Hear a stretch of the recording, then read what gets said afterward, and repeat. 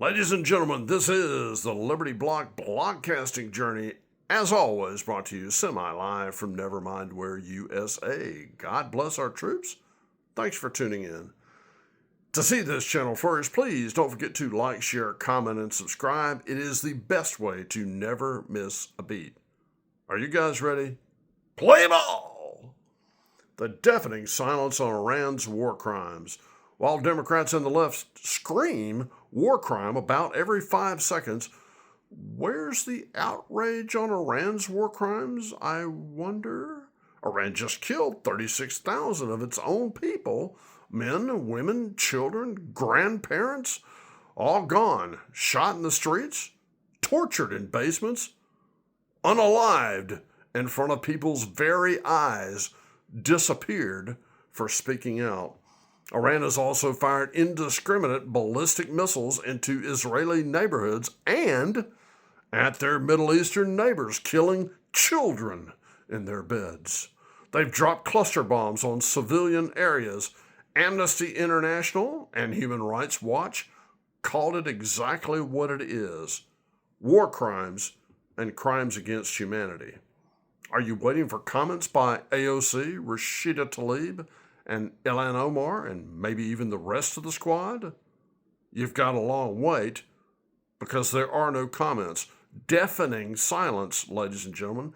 These are the same lawmakers who've co-sponsored resolutions accusing Israel of genocide, mocking the defensive strikes against terrorists, and Israel's right to defend itself.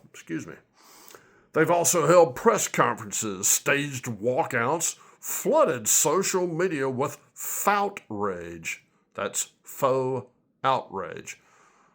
But Iran's killing of its own people, not a word, not a press release, no floor speech, not a single tweet, absolutely nothing condemning the slaughter of 36,000 plus civilians in Iran. They'll defend the Iranian regime's right to exist, but won't touch with a 10-foot pole the Iranian people's right to live. The Iranian regime's brutal oppression of women? No comment there either. That's not principle, ladies and gentlemen. That is partisan blindness and amplified and more TDS. Now Chuck Schumer and a host of Democrats are suddenly talking about war crimes. Is it a break? No. They're talking about war crimes in the context of what President Trump has done or might do. They're losing their minds again all over Trump's threat to bomb Iran's power plants and bridges, screaming war crime again, and his threats of total annihilation. They call it a betrayal of American principles. But where was that moral clarity when Iran was massacring its own civilians? They'll all defend the regime from our strikes, but ignore the same regime massacring its own people. They'll call Trump extreme, but stay silent when Tehran executes children. That's not human rights advocacy, that's TDS, weaponized to excuse evil. Let's talk facts, ladies and gentlemen, because the evidence is damning and overwhelming. January 2026, Iranian security forces opened fire on unarmed protesters in over 80 cities. Snipers on rooftops, military-grade rifles, shoot-to-kill orders. Surprisingly, no comments on gun control from the Democrats. But 12,000 were indeed killed in just 2 days. March 2026, Iran launched a ballistic missile into Bet Shemesh, a residential Israeli town where 9 civilians died, including 4 children. A synagogue was leveled. Amnesty International called it a war crime and demanded an investigation. June 2025, during the 12-day war, Iran fired 5 more missiles into populated areas, killing 20 civilians, Human Rights Watch said these were likely war crimes. Cluster munitions.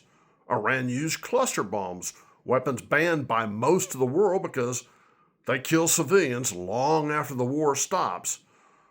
None of this is speculation. It's all documented, verified, and condemned by the very organizations that the left claims to trust. Unless it's about us. The bottom line is the war crimes demand condemnation. Silence is complicity. You're sending a message that some civilians matter and others don't, that American lives and Israeli lives are expendable in your own country, but the Iranian regime is sacrosanct as they kill their own citizens. That's not progressivism, that's moral cowardice. So I'll ask directly, should the Squad and the far-left Dems be held accountable for the double standard? Should Chucky Schmucky Schumer and the Democrats be called out for defending a regime that murders its own people? Ladies and gentlemen, if this resonated, please share it with someone who needs to hear it. This is Liberty Block, and I yield back the balance of my time.